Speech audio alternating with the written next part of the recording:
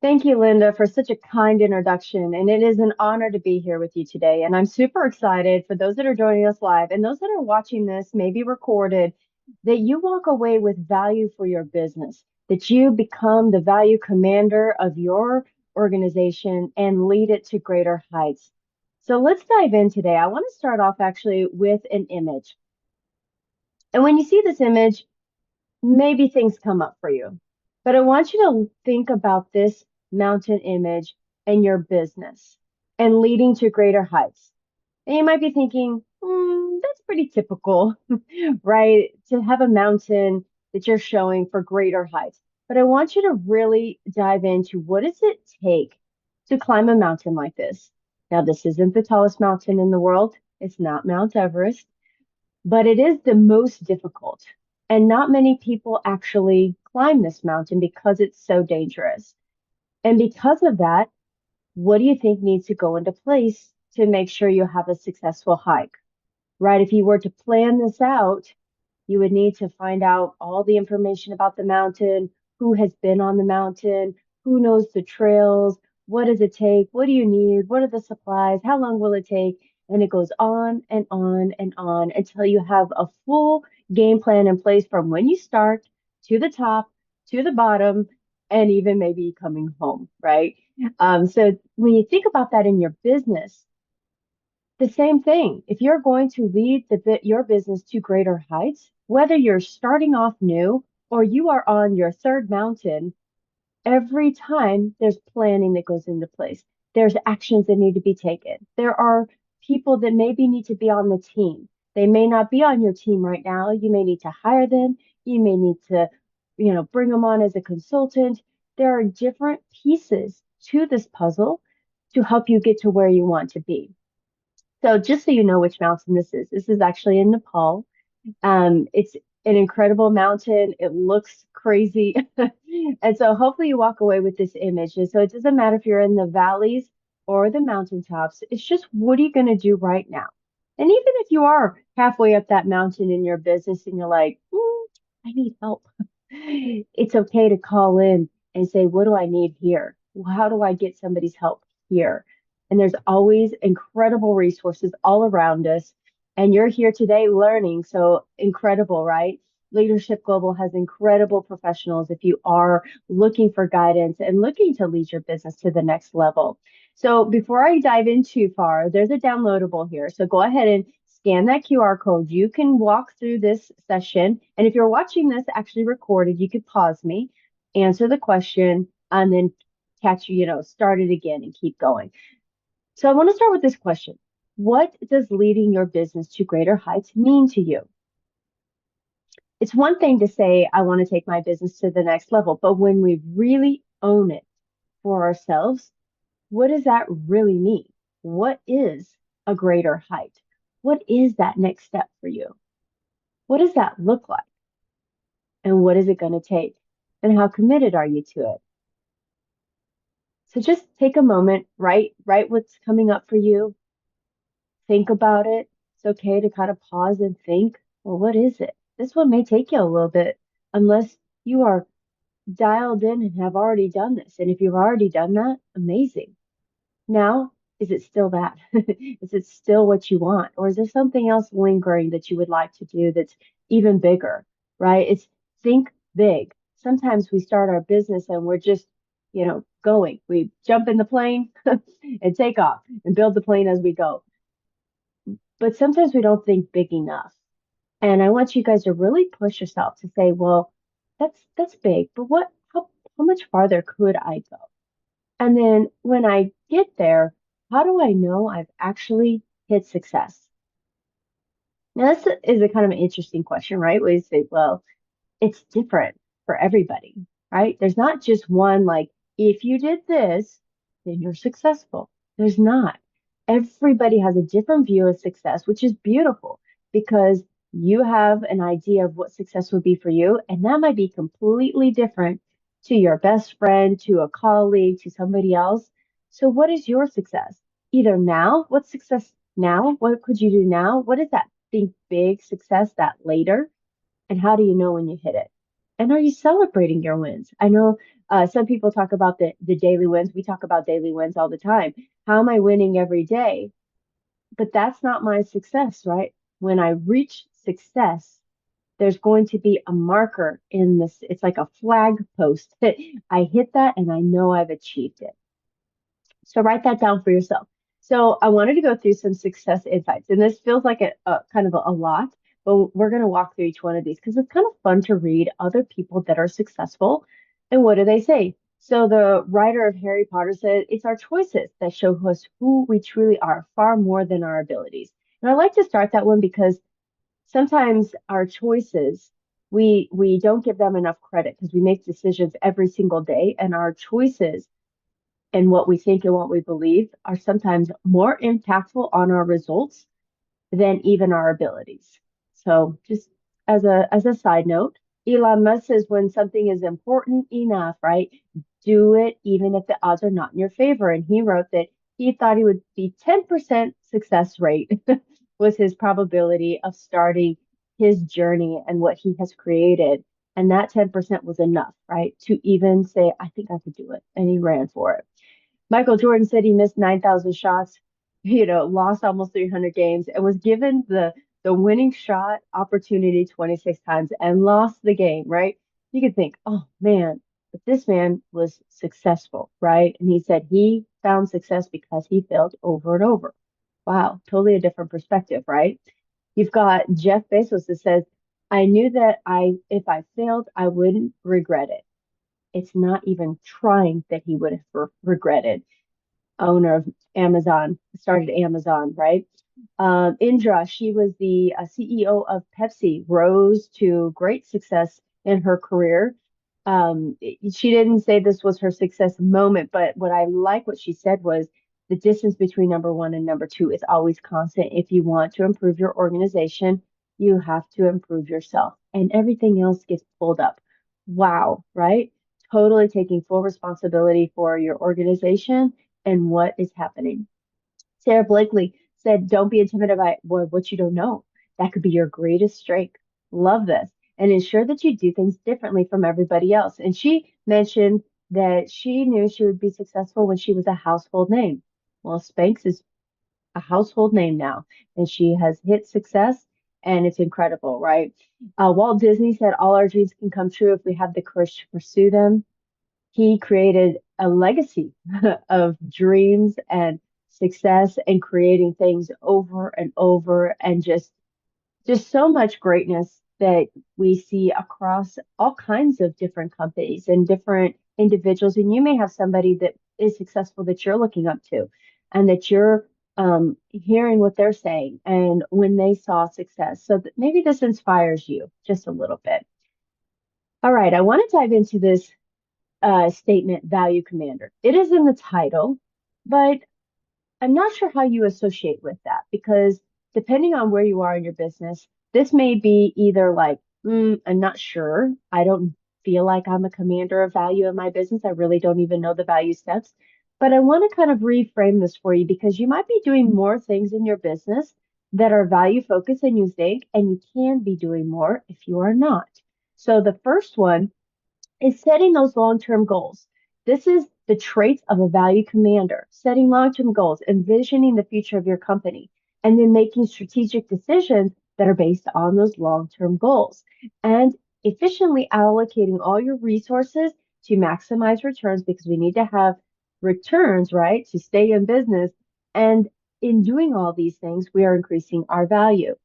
The next one is leading efforts to optimize and innovate our value, right? To enhance our value. Everything we do to optimize is increasing our value.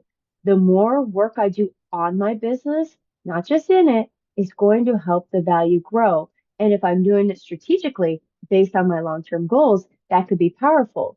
And think about it. If I were to choose an exit strategy today, even if I'm 5 years into my business, 10 years into my business, and I see a runway of 10 to 20 years, but I said, you know what, I'm not going to actually sell it to a third party. I'm going to hand it off to my child because they want to work in the business. They're in the business. That's a total different set of, it's a different goal, a different set of decisions and different actions that we'd be taking to reach that success point. So think about that in your business. If you haven't created an exit plan, talk to me. We can do this in 5 easy meetings. It's not that long to create an exit plan, but what it does is it guides your long-term goals, which makes this a powerful journey. And you know where in your business to enhance the value for that type of exit. And if you're like, I'm a solopreneur, I probably won't ever sell this business. Okay, there's strategies for you as well. How you can build your own exit, your own powerful exit, reduce the wealth gap, reduce even the value gap in your business, but create a risk proof business that is going to sustain for your lifetime and to empower to empower your clients. So when you do step away, they've got a path and a journey to go on with somebody else. So just think about that. The next one is risk proofing. I kind of touched on that. Always, a value commander is always looking at the risks in the business and how to minimize those. We talked about this in one of our first sessions is, some of those key things about businesses that individuals are looking for when they buy a business is how risky is that business? If you have de-risked your business, you are more valuable to somebody else because it's a less risky investment. The next thing is that a value commander is always developing key performance measures and really watching what's happening in the business, not just from day to day, but from month to month, from year to year, depending on how long you've been in business. And the last one is making choices using data analytics, not just looking and choosing. You may have a set criteria for when you purchase something. You may not have a set criteria. I would suggest creating one. What are those protocols that you take when you make any type of decision? And how are you using data to help you? And how are you using your own processes to make that decision? Who on your team helps you make that decision together? And then are you using a little bit of your intuition as well? Because this is powerful. Sometimes we don't listen. We know we know, hey, that's not a good thing to go down that road to go down in my business. But sometimes we do it because maybe we're being told that could be good and we could be good. But here it's not good. Follow this. Data can tell you one thing, your intuition can tell you another. So our journey so far on this value journey, and I love this, is we have been journeying down how to grow the value of your business. These are the sessions we've already done. So if you are watching this and you're going, well, those look great, those can be found in Leadership Global's site. You can go in, watch them again, which is amazing. The first session was all about identifying value. If you remember the 6 value drivers, I'll wait a second. Hopefully you can say them. I'll just help you out a little bit. Strategic, organizational value, customer value, employee value, financial value, and you also have ESG, which is that environmental social governance value. Very powerful to understand the drivers in your business. Each one has a value and each one can be enhanced, no matter where you are in your journey. Risk proofing your business. We touched on this. 5 Ds. How do you protect yourself from the 5 Ds? That's divorce, disagreements, death, disability, and even distress. So you've probably gone through this in the last few years, the distress part. Maybe there's been some disagreements. There are ways to not have grass high protection, and it's how do I build 8-foot fences for my business and for yourself, right? This is very powerful. Charting paths of growth, we covered and walked through what is scaling versus growth. They are different. They've got different tactics and different tools. Scaling is that my business runs optimal. I'm a smooth operating machine. I can turn the faucet on and off, increase everything, and just grow my business at an exponential rate. Or I'm growing and I'm trying different things in my business and move and it might be bringing a new product, bringing a new service. Maybe it's entering a new area. Maybe it's bringing on a new strategic partner. These are all different paths that you can take in your business, but all built around how do I grow the value of my company? How do I make more money? But also, how do I make it more efficient? How do I bring the right people? And what does that look like for the long-term decisions? Remember, you're making decisions for your long-term goals. Strategies to maximize your exit. I highly suggest going back and viewing that one and today leading to greater heights. Okay. So we're going to dive in. We've got 3 areas today we're going to be covering. And just when you see this image, what does this tell you? What does this say to you? Right? Handing off the baton in your business, when you're able to effectively delegate tasks, this enhances the company's value. When you are not wearing all the hats in your business and you can step away for maybe it's a week, a month, 2 months, 3 months, your business runs on its own. You've got a transferable business and that is valuable. So I want you to think about in your business today, how can you effectively delegate some tasks that you're doing today to enhance your company's value? There are a few key tools that you can use called the art of delegating tasks. Having a clearly defined task and expectations can be very powerful. Think of this as building your manual for your business on how to run it.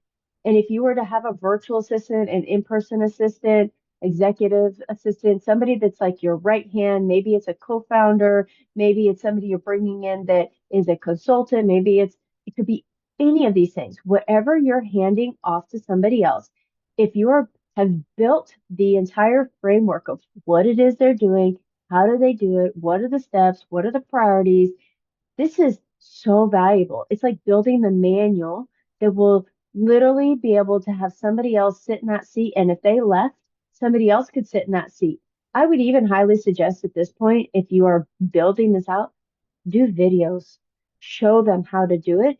You know, pull up a Zoom screen and show them in the systems. How do you actually run that? How do you set that up? How do you do your daily tasks?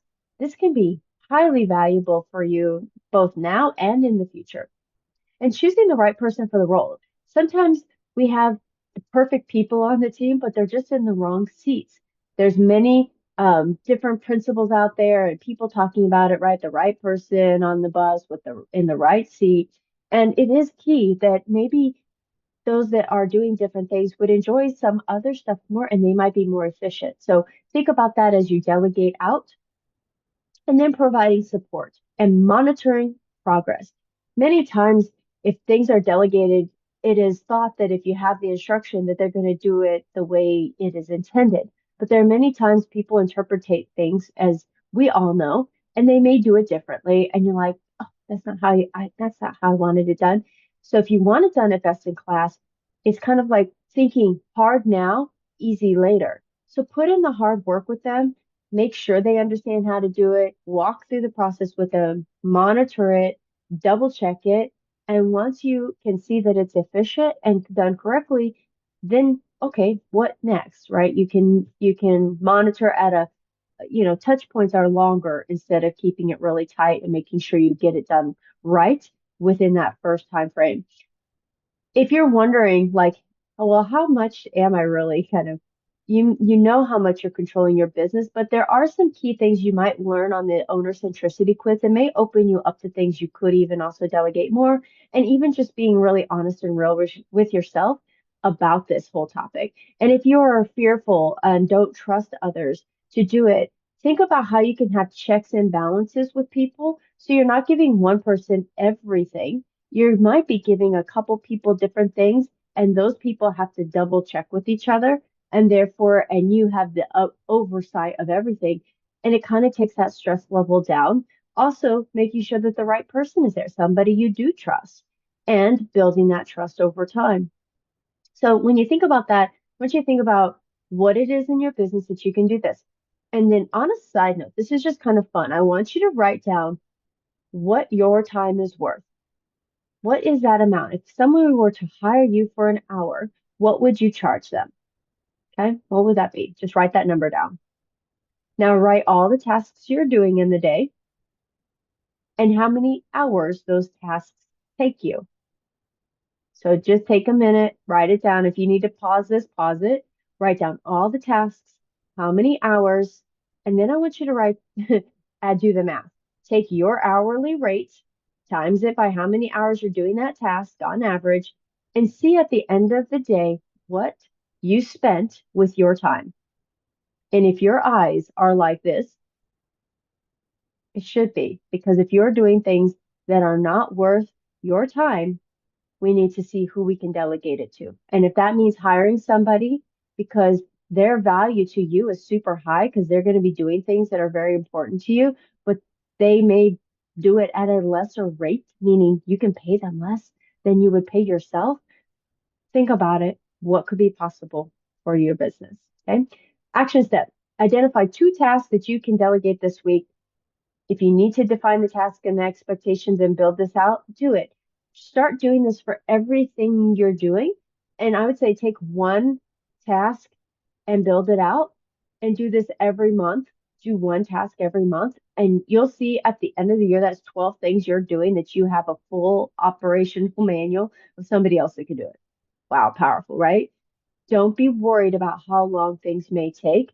Hard, then easy. Okay. All right, let's go to the next topic. When you look at this image, what do you see? Well, I hope you see efficiency, perfection, like everything's lined up, right? And you might even be thinking of a company. And this company has earned their right because they have efficiently delivered things on time over and over to millions of customers within sometimes hours. You know the company I'm talking about. That's Amazon. They run with such efficiency. They use robots, over 300,000 robots, all kinds of different stuff. The reason I want to talk about this because I'm talking here about operational excellence.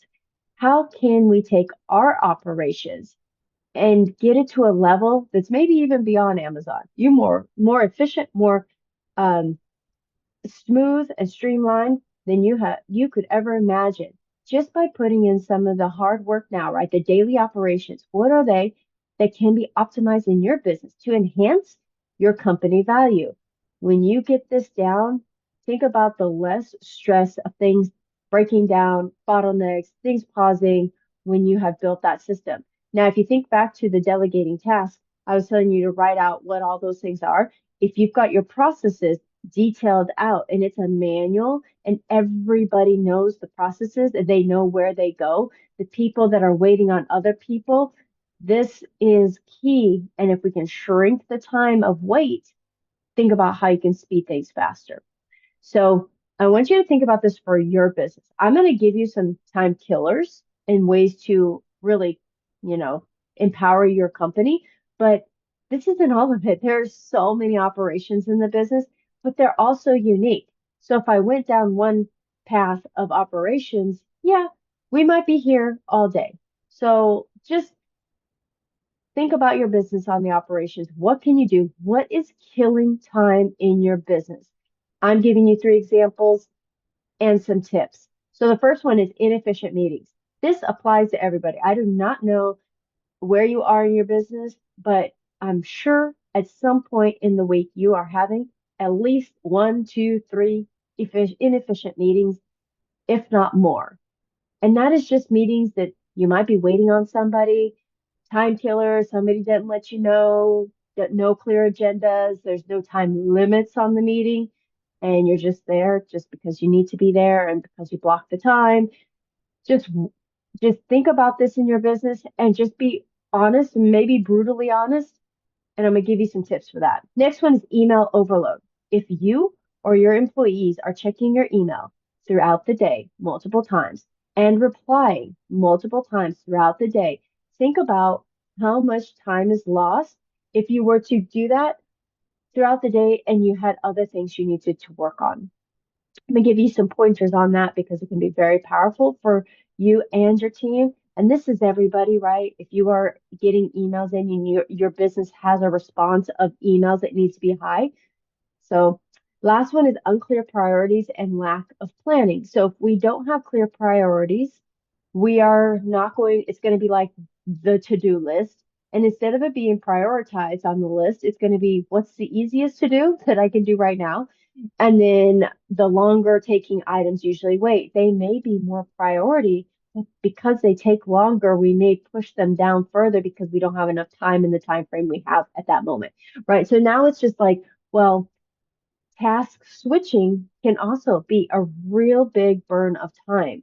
So think about you got a call, you pulled up an email, you need to reply to that email, but you don't have the document to the reply to that email. You pull up your Canva to build that document, and then you get an email, another one. And you're like, oh, shoot, I forgot about that. I need to take that email.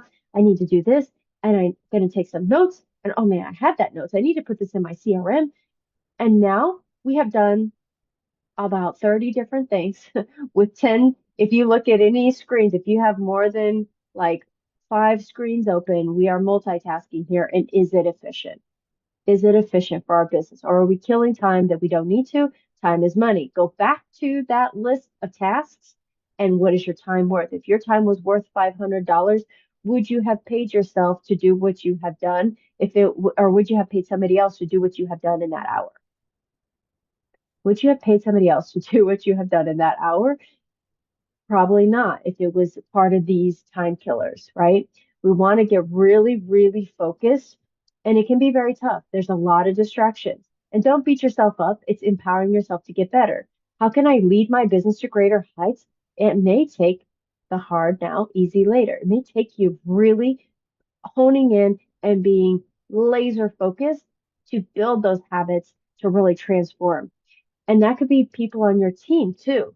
So, what can you do about inefficient meetings? Set clear agendas, set time limits. If you have a discovery call for potential clients or prospects or collaborators, maybe it's not 30 minutes or an hour. Maybe it's 15. And if that person's a go, you'll know right away. And then you schedule that 1 hour. Okay. And make sure that if you are doing meetings and you have a tough time transitioning, try to push all your meetings together and then do all your admin and different work that you need to do at a different time of the day. Block the time so it's efficient for you. Know how you work, see how you work, maybe even track how you work and where your time is getting lost. Okay. Email overload, you may want to set some policies around this. Maybe you do a scheduled time frame. Maybe you check emails in the morning for an hour, in the midday for an hour, and the afternoon for an hour, and it's a zoned hour, meaning no calls, no other distractions, nothing else. It's only the emails, and you go boom, boom, boom, get them done, get them done, get them done. And if you need to do prep before the emails, then you've got time for prep before the emails. So just keep an eye on this one because it can burn a lot of time for your priorities. And if you're task switching so much, maybe set a daily priority list. And if you know yourself and you're like, I'm not going to do those priorities at 3 o'clock in the afternoon, set them at that early time frame. If you're a morning person, get all your top priorities for the day knocked out for that day. You can even have a tracking system for that day. Like, did I do everything that I've committed myself to do? Or did my team do everything we've committed to do? What is about the week, right? These are the weekly things. Let's work on this Monday. Let's knock them out. My priorities for the day, my priorities for the week, and the month. Okay, let's do it at the beginning of the month. Let's knock it out at the beginning of the month. Let's get it done. And then let's look at what's happening, right? Am I saving time? And if I'm saving time, what are we doing with that time? Are we turning it? We call it red, yellow, green. So if I'm green, that is closing business, that is talking to prospects, that is everything around that. Anything yellow is I'm working on my business. And you can even color code your whole calendar and see like, is that a lot of yellow? Or do I have a lot of green in there? Or do I have a lot of red? And red is like that personal time. Maybe it's things you're doing, you've got to take care of stuff. So how can you balance that more? And hopefully this is helpful. This is all about increasing the value of business, little things that we could do every single day to make our business more valuable. So think about your business. What areas could operational excellence enhance your business? Choose one process to streamline for efficiency in the next 90 days. I'm going to give you a 90-day sprint. You can choose how long you think it may take, but the action step here is once you choose it, what or who do you need to help you get that done, right? If you're looking at that process and whichever one you chose, work on it. If you were to choose 4 processes over the entire year, right? That would be 90-day sprints. Each 90 days, you're going to work on one process and streamline it. That's 4 big processes. If you did the 12 tasks and the 4 processes, after 1 year, think about what's possible. And if you're like, that's awesome, Amanda, but I don't know if I could do that. Great. Let's talk. Let's see how we can help you. This is what we do with businesses. This is how we help them increase their value, increase their efficiency. If there's somebody else that's on your team that can do this, great. Use them. If there's somebody in Leadership Global, great, great. Work with them. do something that transforms your business and leads it to greater heights, think about it. Who and what is needed? All right, let's dive into the last topic. This is all about analyzing your business, right? Tracking and analyzing your business. Tracking is hard now, but it is valuable over time. And if you commit to tracking and looking at it and really, it's like people build a business plan and then it sits in their folder for the year. And then they come back at the next year and they look at it and revise it. And then it sits all year, right? But we set goals and we set things. If we're not tracking those goals and we're not seeing, am I accomplishing what I said I wanted to accomplish? What needs to happen? Where are the breakdowns? How do I make that better? You can track it. That's the beauty. And that's how you can make strategic decisions based on your long-term goals. Remember the value commander, those are some of the traits that you want to really pull into yourself so you can transform your business. So write down on that. If you have that one sheet you're following with us, great. Write it down there. If you have a piece of paper, write down how are you currently tracking your performance. And if you're like, that's what I need to do, then great. Say, I need to do it, right? I'm committed to do it. Now the question here is, what are you going to track? KPIs, key performance indicators are great, but there can be a lot of them. And which one is the right one for your business? Well, potentially not all of them. And if you were to try to track all of them, it would not be meaningful to either yourself or your business. So I'm going to give you a few that you can kind of maybe take some time and dive into more. But these are like the standard ones. These are the ones that most companies will choose at least a handful of these to look at. But I'm telling you, this needs to be so customized for you for it to make sense. And if you don't get what the key performance indicator is or why you are doing it, then you might want to remove it because it may not be one that even makes sense for your business. You want to really look at, well, if I look at my business, what am I? What are my goals? And if I were to look at my goals, what things do I need to track to make sure I'm hitting my goals? And how do I make sure my team is running efficiently to hit the goals? And how does everybody get committed and responsible for these? And how often are we going to actually check it? Are we going to check this, track it weekly and check it monthly? Are we going to check it weekly and track it daily? So you got to really hone in on what it is for you and think about efficiency. How much time will this take? How can I automate this process? What tools do I have in my CRM or in my QuickBooks? What tools do I already have so I don't have to spend more money? Of course, there are many tools out there that you could get, software systems that you could track your KPIs. But again, is it worthwhile and do I need to spend the extra money for it? You could even use an Excel sheet. I mean, it depends on you and your business. So a few of those are revenue growth, net profit growth. What are you making after you take all your expenses, taxes, and everything? What's that bottom line? What am I actually, my profit? Profit is so valuable. If you can increase your profit over time, sometimes people are making great money, but their profit isn't very high because they've got so much expenses and they may be saying, oh, that's a tax play. Well, we got tax strategies. Don't be spending everything when you could be doing other stuff and putting it back in your pocket. So net profit can be very important if you are understanding it, if it makes sense for you, or if you're working with somebody that can help you with that. Customer acquisition, with you, right? Customer acquisition cost. What does it cost to, to actually get your clients? If you're spending more than you're making, maybe there's a better way to market. So think about this. If you are not looking at those numbers and what you're spending, it could be, it could be a loss, right? You need to make back more than what you're spending, especially on your marketing. Again, customer lifetime value. This one's just valuable for you to know if it is mean like if you are actually keeping people on the books for a period of time, if they're a subscription model, where are they falling off? Churn rate. What about my employee productivity? How is that working? How can I get that more efficient? Operating cash flow. It's amazing how many companies are running really lean. We are taught as individuals to have a savings account for 6 to 12 months in case, God forbid, something happens. How many businesses out there have a savings account for 6 to 12 months? Not many. So there are some ways to put some money away, have it grow in your business while it's put away with access and liquidity to it so you can access it at any time. There are many ways to increase that cash flow and how to bring more. This is also that profit. How do I reduce my expenses, increase my revenue, and looking at what is that balance and what's going to make us more money, right? If I'm spending too much on my marketing and not making much, this is going to hit my cash flow. A lot of companies will fail due to cash flow problems. So this one is a really great one. But if you're like, I'm not sure what I'm tracking here, you can do this. You can do some research. You can work with somebody. You can hire somebody. They can walk you through this.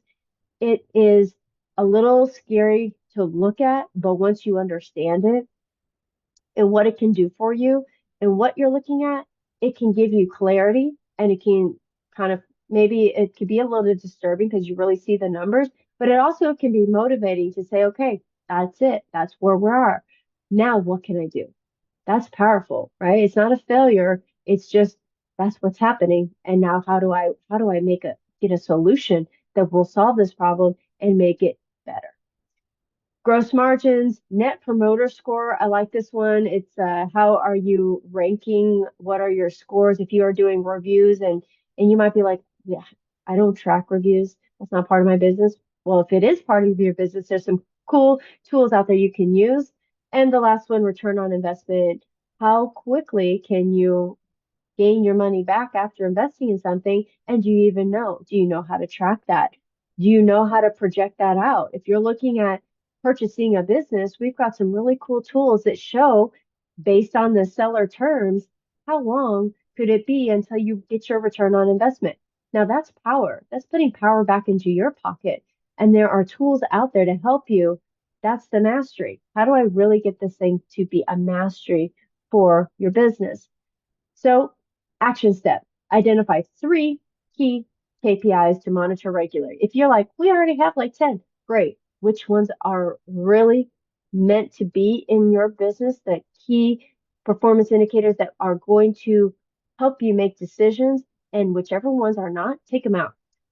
Do not spend time on things that are wasting time. So choose the ones that are very powerful, that give you the insights you need. And if you're not doing it at all, at least get three.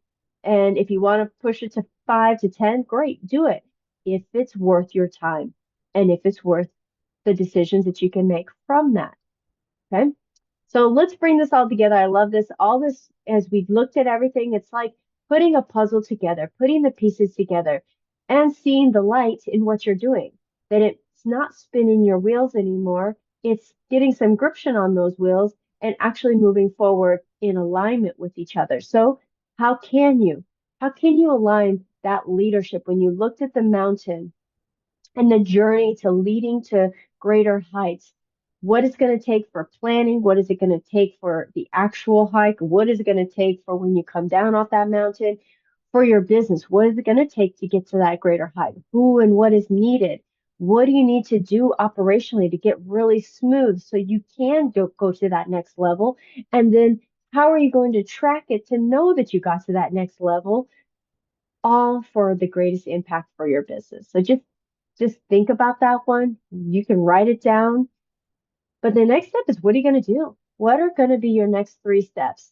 We gave you a few things that we covered today that you could do, right? We talked about the operational excellence. We talked about key performance indicators. Those are all things you can put into place, time killers. What are you going to do to take your business to the next level? So let's recap real quick. We talked about success and insights. Love that. Traits of a value commander. The art of delegation, right? How can I delegate my task out to those on my team, or who can I hire? How can I get some of this off my plate because of my time? How much is your time worth? Operational excellence and metric mastery.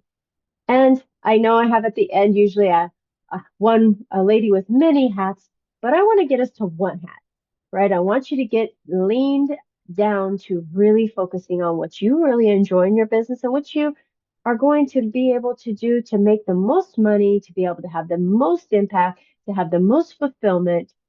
And hopefully today was super valuable so you could see some tools that you could use for yourself and your company. So what are those?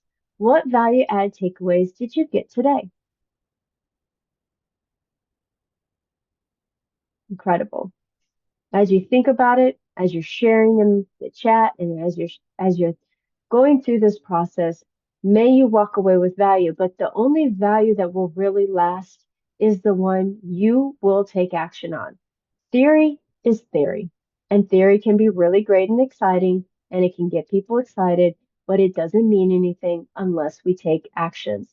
And as we say it at Raise the Bar, belief, the bar is belief plus actions equals results.